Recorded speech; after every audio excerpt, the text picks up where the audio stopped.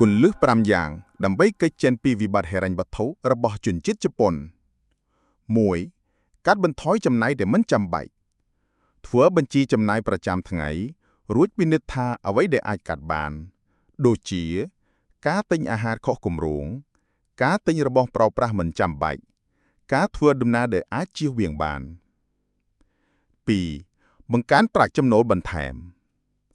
ស្វែងរកឱកាសបន្ថែមចំណូលក្រៅពីការងារធម្មតាប្រាយជំនាញផ្ទាល់ខ្លួនឲ្យអមលទ្ធភាពលក់ផលិតផលតាមអ៊ីនធឺណិតបង្កើតសេវាកម្មតូចៗក្នុងសហគមន៍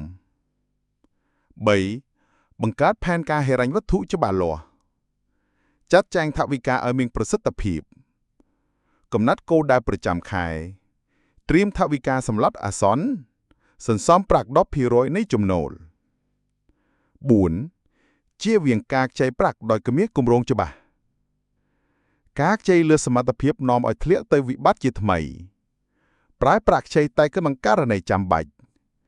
មានផែនការបង់ត្រឡប់ច្បាស់លាស់ជៀសវាងបំណុលអេនទានដ៏ខ្ពស់ 5. ស្វែងយល់ពីការអប់រំហិរញ្ញវត្ថុបន្តរៀនពីវិធីគ្រប់គ្រងប្រាក់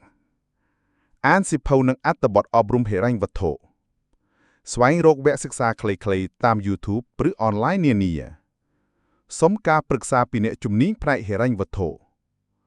ចុងក្រោយកុំបោះបង់សង្ឃឹមក្នុងការផ្លាស់ប្ដូរជីវិតហិរញ្ញវត្ថុការផ្លាស់ប្ដូរនឹងចាប់ផ្ដើមពីការសម្រេចចិត្តត្រឹមត្រូវថ្ងៃនេះស្រាវជ្រាវដោយ Channel Money Mindset គតិនៃប្រាក់សូមចុចជាវឬ Subscribe ឥឡូវនេះ